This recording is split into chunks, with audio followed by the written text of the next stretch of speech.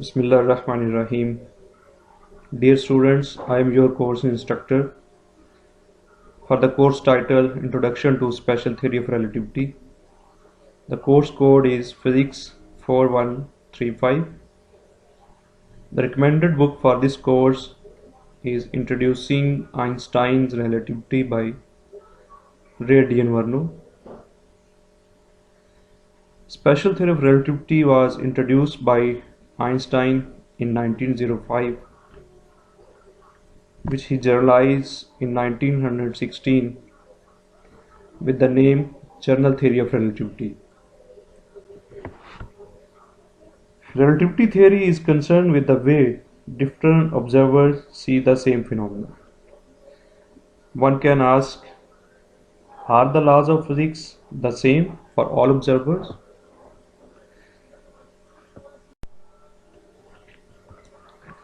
These are the topics which we discuss in this lecture. The first one is the Galilean transformation. Galilean transformation, which connects one inertial frame with another inertial frame. Radar formula basically gives the distance between an observer and an object. Then we discuss the postulates of special relativity. In the last, we discuss K factor. In fact, K factor describes the relative motion between inertial frames.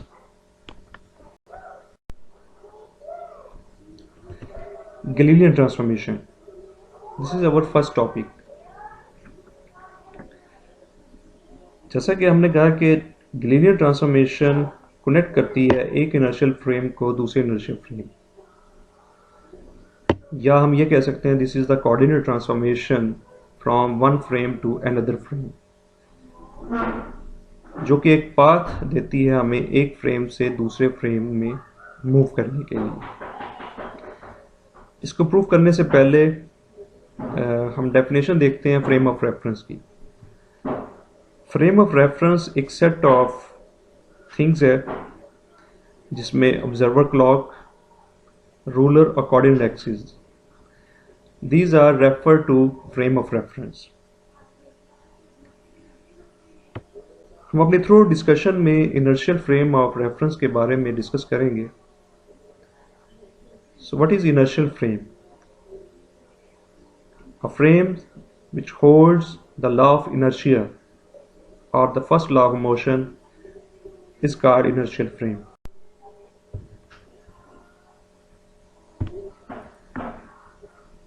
Galilean transformation को prove करने के लिए हमारे पास दो frame of reference है, one is called S and other is called S dash. Initially ये दोनों frames S और एस डैश ओरिजिन ओ पे कंसाइड कर रहे थे, लेकिन after time T frame S dash ने मूव करना शुरू कर दिया along the positive x direction with velocity v। अगर हम स्पेस में एक पॉइंट लें, स्पेशल रिलेटिविटी की लैंग्वेज में पॉइंट को हम इवेंट कहते हैं, और anything happening in the space is refer to event. इस पॉइंट P के कोऑर्डिनेट्स फ्रेम S के अकॉर्डिंग x, y, z, अगर हम इसको ऑब्जर्व करें with respect to frame S dash, then it has coordinate x prime, y prime and z prime. Similarly, the position vector of this point P with respect to frame S is r, while with respect to frame S dash is r prime.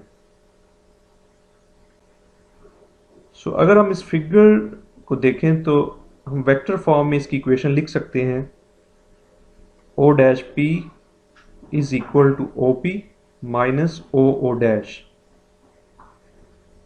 Since we label the position vector OP with R and O dash P with R prime, therefore we insert these values in the above equation. so that we have r prime is equal to r minus vt, where vt is the distance with which the frame s dash move in a time t. To calculate this distance, we use the formula s is equal to vt. Since the frame s dash is moving with velocity v in a time t, therefore o dash is equal to vt. अगर हम इस equation को components form में लिखें तो then r dash will be equal to x prime y prime and z prime, और r की value जो है वो x y z है. Since frame s dash is moving along the positive x direction, it has only value along x axis, while its components of velocity along y axis and z axis is 0. जो कि आप equation में देख सकते हैं, यहाँ पे हमने 1 0 0 डाला है. So that mean v is the velocity component along x axis.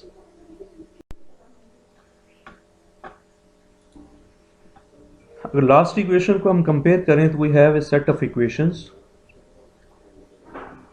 That is x prime is equal to x minus vt, y prime is equal to y and z prime is equal to z. यही set of equation हम obtain कर सकते हैं अगर हमारे पास frame S dash move करे along Y axis. उस केस में ये इक्वेशन जो हैं वो एक्स प्राइम एक्स के इक्वल हो जाएगा, y prime y minus v t equal हो जाएगा और जी प्राइम जी के इक्वल हो जाएगा. Similarly if the frame moves along positive z axis, then these equation will be equal to x prime is equal to x, y prime is equal to y and z prime is equal to z minus vt. Newtonian mechanics में time जो होता है वो absolute होता है, that is t is equal to t prime. Mathematically point of view में हम कह सकते हैं Newton's laws of physics are invariant under Galilean transformation. These set of equation are known as Galilean transformation. अगर हमें ये प्रूव करना है कि न्यूटन लॉज जो हैं वो इनवेरिएंट रहते हैं, इनवेरिएंट मीन्स सेम रहते हैं, it does not change under the transformation, that is it they have same behaviour. इसको प्रूव करने के लिए हम सेकंड लॉ ऑफ मोशन देखते हैं, और सेकंड लॉ ऑफ मोशन को हम प्रूव कर सकते हैं by using the Galilean transformation. That mean we have to prove that f prime is equal to f. Using the relation of Galilean transformation, that is r prime is equal to r minus vt, if we differentiate this equation with respect to t, then as we say the time is absolute, that is t is equal to t prime. So we differentiate the left hand side of this equation with t prime, while the right hand with respect to t. So we get this equation, which can be written as v prime is equal to v minus v, where capital V prime is the velocity of the particle p observed in frame s dash, while v is the velocity of the particle observed in frame s. While this small v represents the velocity of the frame s dash, and this velocity is a uniform velocity with which the frame s dash is moving. Again differentiating this equation, we have dv prime over dt prime is equal to dv over dt. Since frame s dash moves with the uniform velocity, therefore this velocity is constant, therefore its derivative with respect to t is 0. That means we have dv prime over dt prime is equal to dv over dt, which we can write as a prime is equal to a. So ये show कर रहा है कि acceleration जो है वो both frames में जो ऑब्जर्व कर रहा है ऑब्जर्वर वो सेम है. Similarly, mass can also be absolute in both frames, that is m is equal to m prime. अब अगर हम इस वैल्यूज को इंसर्ट करें f is equal to m a में, then we get m prime a prime which is equal to f prime. और यही हमें प्रूव करना था that second law of motion remains invariant under Galilean transformation. Next is radar formula. Relativistic mechanics में किसी भी object का distance को मेजर करने के लिए हम रडार फार्मूला का इस्तेमाल करते हैं, और इसके लिए हम लाइट सिग्नल का इस्तेमाल करते हैं because light signal have the same value in all inertial frames. इस फिगर में आपको एक पॉइंट नज़र आ रहा है P which has coordinate Tx, जबकि कोऑर्डिनेट एक्सिस जो है वो x और t है. सिंप्लिसिटी के लिए हमने इसको 2 डायमेंशन में रखा है, और ये ऑब्जर्वर A है, ये उसकी वर्ल्ड लाइन है. In terms of special relativity किसी भी पॉइंट की कर्व को या ऑब्जर्वर को हम वर्ल्ड लाइन से रिप्रेजेंट करते हैं. सो यहाँ पे 2 टाइम शो हो रहे हैं, T1 and T2. T1 is the time at which the light signal is sent out to point P, and after reflecting this light from point P, it again received at point by the observer A at time t is equal to T2. तो P के जो coordinates हैं वो इस तरीके से defined होंगे that x is then the velocity of the light multiply by half the time difference between emission and reception. और t coordinates जो है it is the mean of these 2 times of emission and reception. यहाँ पे जो units का हम इस्तेमाल करते हैं इन रिलेटिविस्टिक मैकेनिक्स में वो इंटरवल्स ऑफ टाइम है, जहाँ हम उसको कह सकते हैं the light year. Postulates of special relativity. These are the 2 rules on which the special relativity is based. The first rule is all inertial frames are equivalent. That is, the laws of physics are same in all inertial frames. यानी तमाम inertial frames के लिए laws of physics जो हैं वो same values रखते हैं, same behaviour है, या वो इक्विवेलेंट हैं. अब इसमें इनर्शियल फ्रेम्स का होना ज़रूरी है.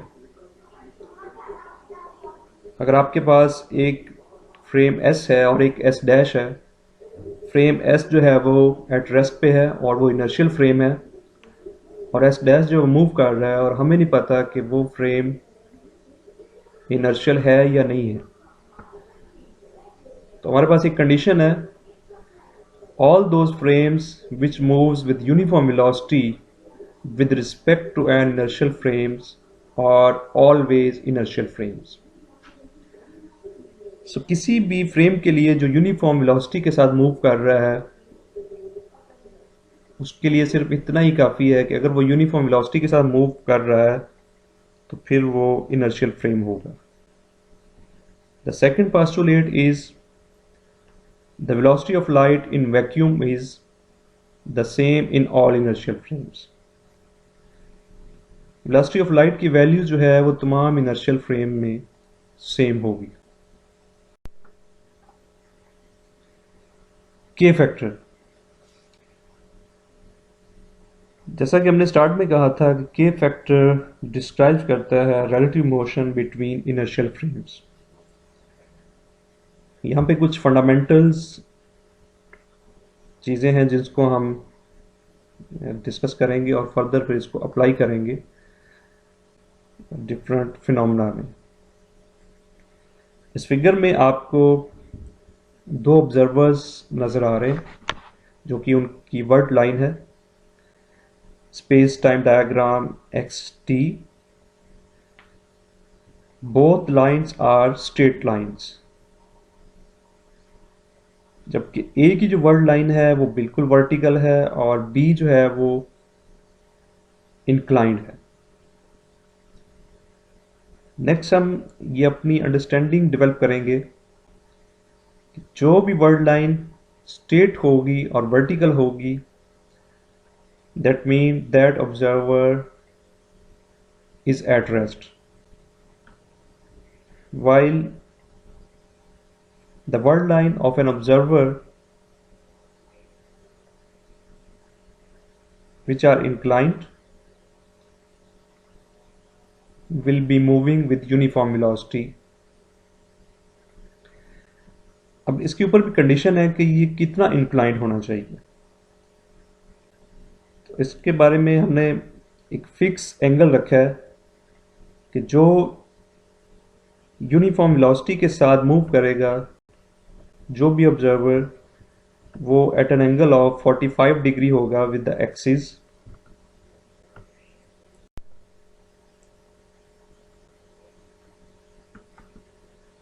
इसको फर्दर हम डिस्कस करते हैं, जो कि फिगर में आपको नजर आ रहा है। Initially both the observers are coincide at origin O,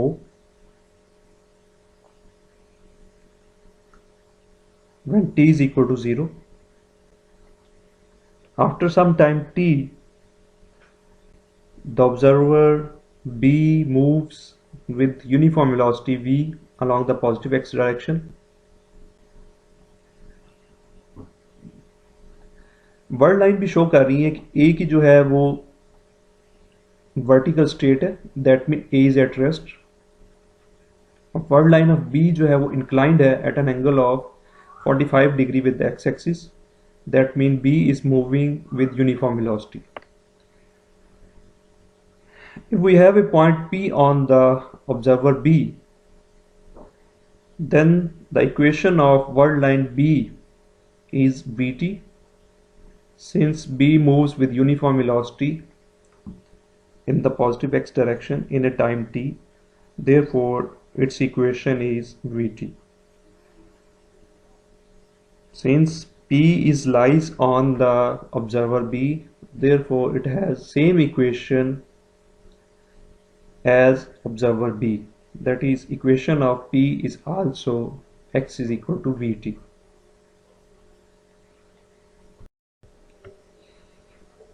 Now A sends out a signal at t is equal to t1 to the event P to assign coordinates to it and observe the reflected signal at t is equal to t2. इस point P के जो coordinates होंगे with respect to stationary observer A, वो radar फार्मूले से x is equal to c/2 t2 minus t1 और t is equal to t1 plus t2/2 हो। चूंकि पॉइंट P जो है वो लाई कर रहा है ऑब्जर्वर B पे और ऑब्जर्वर B जो है वो मूव कर रहा है विद यूनिफॉर्म वेलोसिटी, देयरफॉर उसकी इक्वेशन जो है वो x is equal to Vt।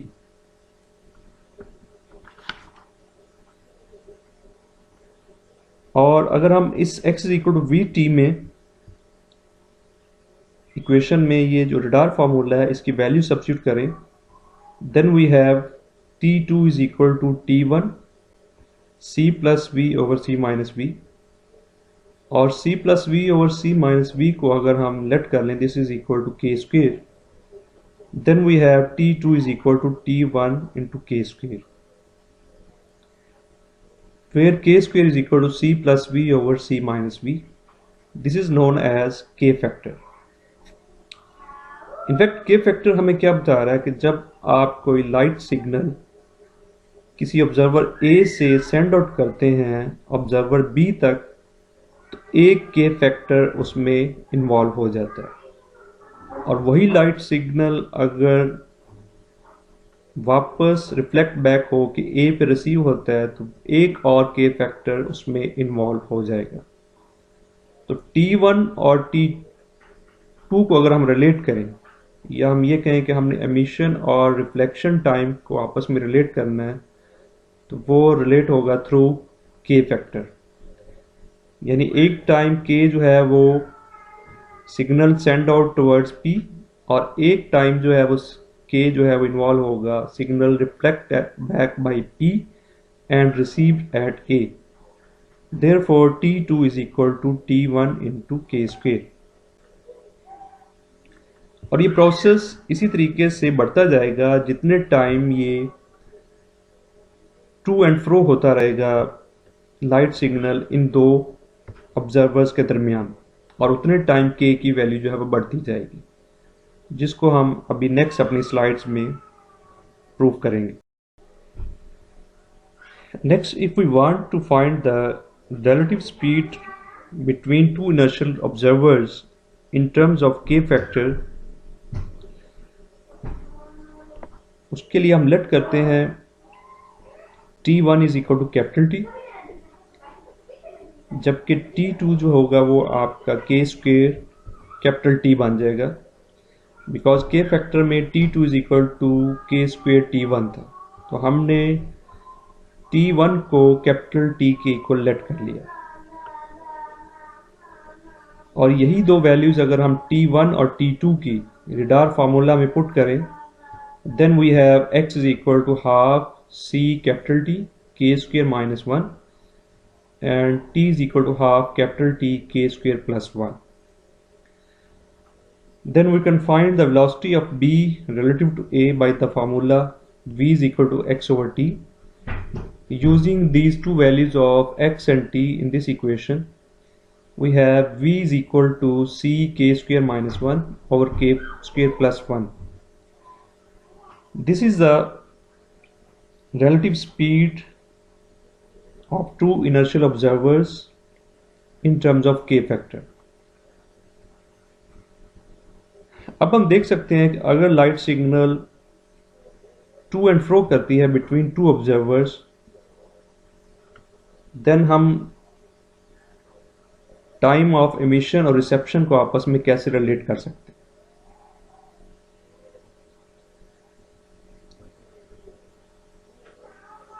जैसा कि आपके पास फिगर नजर आ रही है जिसमें एक लाइट सिग्नल जो है वो टाइम टी नॉट पे सेंड आउट किया है, और T1 पे ये रिसीव हुआ है एट ऑब्जर्वर बी।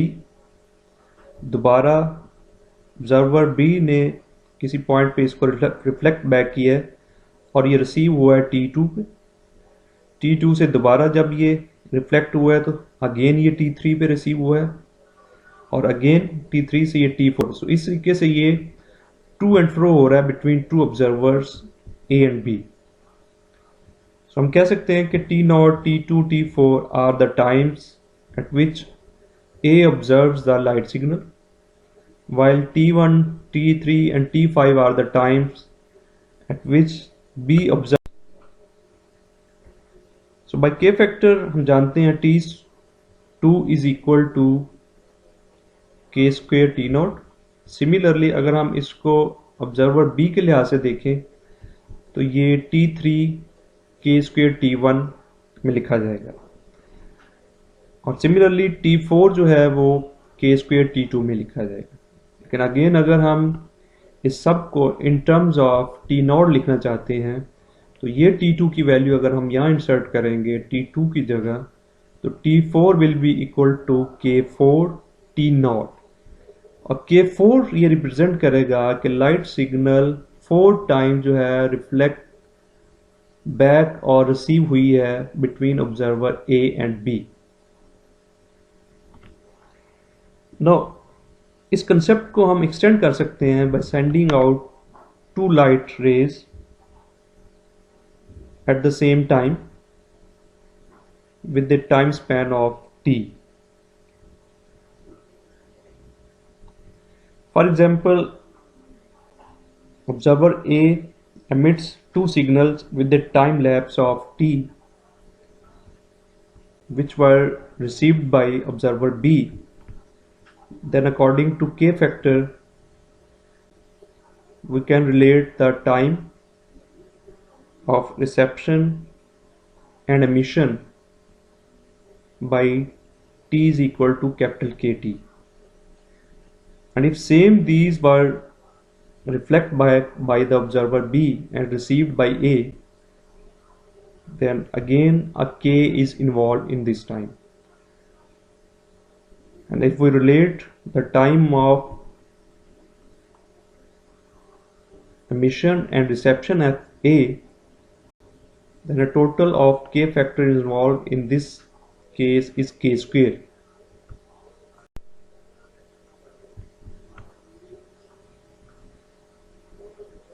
So ये लास्ट केस है जिसमें, और स्पेशल केस है जिसमें दोनों ऑब्जर्वर्स ए और बी जो हैं वो रेस्ट पे हैं। इस केस में अगर हम लाइट सिग्नल सेंड आउट करते हैं फ्रॉम ए से और वो रिसीव होते हैं बी पे और बी दोबारा उसको रिफ्लेक्ट बैक करता है, तो अगेन वो रिसीव होंगे ए पे। इस केस में k की वैल्यू जो होगी वो 1 होगी, और उसकी वजह ये है बिकॉज k स्क्वेयर जो था वो हमारे पास c plus v over c minus v है, और v वो वेलोसिटी है जिससे ऑब्जर्वर b मूव कर रहा है with in the positive x direction, और इस केस में v जो है वो 0 है। Therefore we have k square is equal to c over c which is cancel out, c will be cancelled out and k square will be equal to 1, therefore k is equal to 1.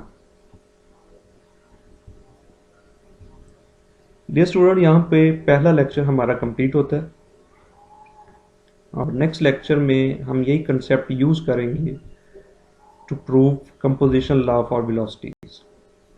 Thank you very much.